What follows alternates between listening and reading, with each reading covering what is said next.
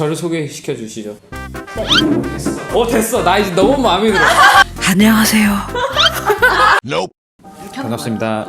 시청자 여러분들.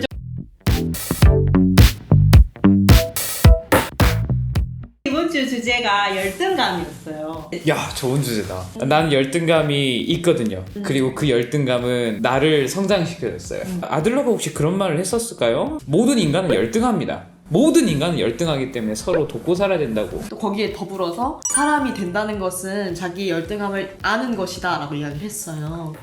그런 말을. 네. 그럼 다음 주제는 우월감인가요? 열등감만큼이나 주의해야 되는 건 우월감인 것 같아요. 너무 우월한 사람은 다른 사람을 업신여기기 마련이거든요. 차라리 이런 태도가 좋은 것 같아요. 다 부족하다. 이 중에서 뛰어난 사람 아무도 없고 특별한 사람 아무도 없다.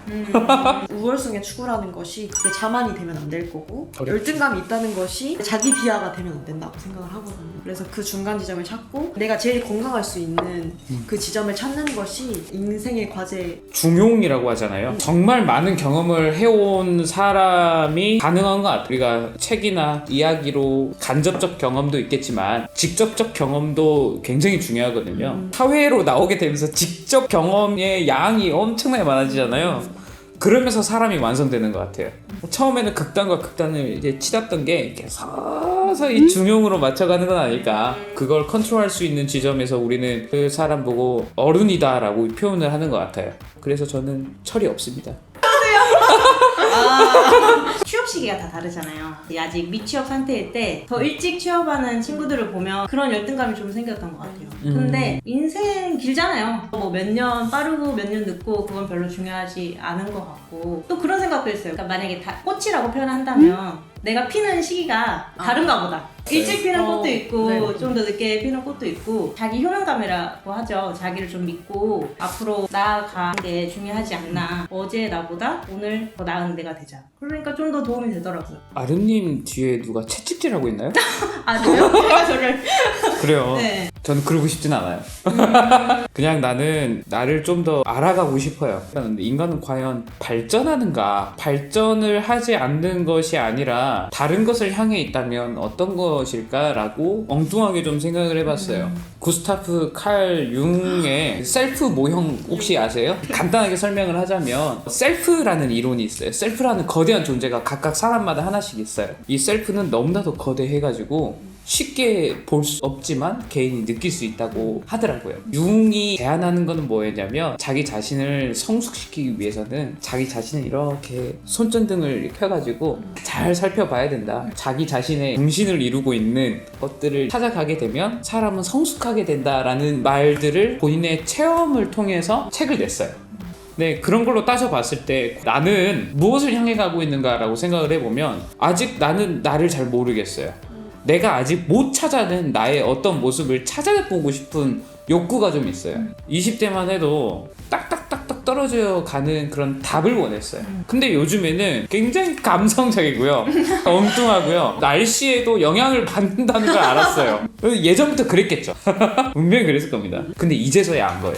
나를 얼마나 더 발전시키냐는 저한테 크지 않더라고요. 그러니까 저는 이것을 찾아가는 데 있어서 퇴화될 수도 있어요. 근데 이왕 인간으로 태어난 거 내가 죽어서 어디로 갈지도 모르는 상황인데 내가 무엇이었는지 정도는 알고 싶더라고요. 학자분들이나 연구자분들도 부흥이 뭐죠? 부흥이 아니고 융. 아, 비움이라 했어요? 저희 교수님이 뭐라고 말씀하시냐면 나를 이해해야 너를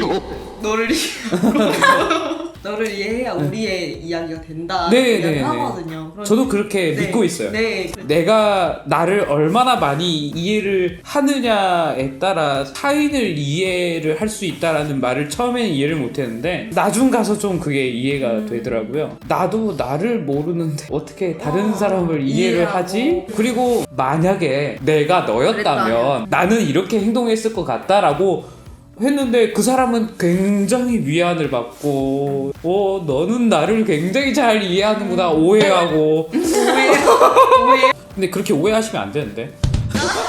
요새 가장 시간을 많이 보내는 사람 또는 활동은? 러닝이나 라이딩 그리고 제가 컴퓨터 게임을 정말로 좋아해요.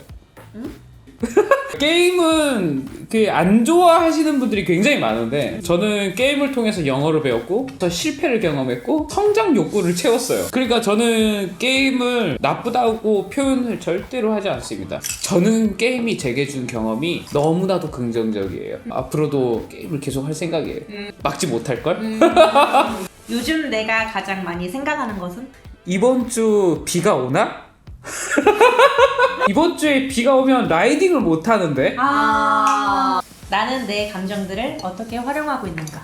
감정을 어떻게 활용하는가는 잘은 모르겠어요. 근데 저는 굉장히 감정을 세심하게 잘 파악하려고 노력은 하는 것 같아요. 내가 느끼고 싶지 않은 감정이 나를 지배하고 있을 때는 이 감정이 왜 생겼는지에 대해서 생각을 해야 뉴로시스적으로 내가 컨트롤할 수 있는 거잖아요. 뉴로시스 상태라고 하는 거는 나에 대한 상황이나 심리학적인 문제 혹은 그 상태를 명확히 인지하는 상태를 뉴로시스를 하고 명확하게 알 수 없고 무의식에 잠재되어 있을 때는 사이코시스라고 해요. 노이로제 상태가 있을 때에서야 치료가 가능하고 심리적인 상황을 컨트롤할 수 있어요. 사이코시스 상태에서는 내가 뭘 하는지 아예 모르거든요. 내가 왜 화를 내는지조차 인지가 안 되니까 계속 화만 내고 있는 거고 그게 정상이라고 생각하는 거죠. 글까지 쓰고 이야기하고 최대한 그 상태가 도대체 왜 생겼고 언제부터 그랬고 무엇이 원인인지 명백하게 분석을 하려고 엄청나게 노력을 해요. 그렇게 해서 찾아내면 얘를 없애줘야 되잖아요. 근데 성질이 있어요. 없앨 수 있는 성질이 있고 없앨 수 없는 성질이 있어요. 없앨 수 있으면 다행이에요. 근데 내가 괴로움을 아직도 생각해 봤을 때 얘가 왜 괴롭냐? 없앨 수 없는 성질이었을 때 진짜 괴롭거든요. 그러면 이제 다른 방법을 써야죠. 보상적인 방법을 사용해 버리는 게 좀 더 낫죠. 관심을 다른 데다 둔다든지 아니면 원인이 되는 어떤 대상부를 최대한 접촉을 피한다든지 그럼에도 불구하고 피할 수 없는 상황들이 있어요. 그때 그렇죠. 진짜 어려워요. 미쳐버려요. 네. 근데 그것도 무뎌지는 것 같아요. 이 당시에는 진짜 이게 제일 중요한 것처럼 보이지만 좀 지나다 보면은 얘보다 더 중요하게 나타나면 좀 무뎌지는 것 같아요. 여전히 신경 쓰이죠. 여전히 신경 쓰이지만 그렇게 제가 조절을 하는 것 같아요. 나에게 가장 큰 영향을 준 사람 또는 사건은? 저는 제 지도 교수님이랑 친하게 지내는 동신대 교수님이 있어요. 두 사람이 제 인생에 있어서 만족스러운 나로 성장하게끔 만들어준 장본인들이 아닌가. 중요한 순간에는 항상 다른 사람의 영향력이 나에게 작용을 했던 것 같아요. 그만큼 사람이 중요한 것 같아요. 저는 정말 사람과 상호작용하는 게 너무나도 중요하다고 생각을 하고 추천해주고 싶어요. 만약에 어떤 변화가 필요하거나 도움이 필요하거나 다른 것을 향해 가려고 할 때 다른 사람의 도움을 적극적으로 받는 것도 좋다라고 이야기를 좀 해주고 싶어요. 내적인 동기도 중요하지만 살면서 꼭 이루고 싶은 것은 무엇입니까? 그건 간단해요. 아까 말씀드렸던 거랑 똑같아요. 나는 나를 알고 싶어요. 나는 내 생애의 최고의 목표예요. 받아들이는 힘 아닐까요?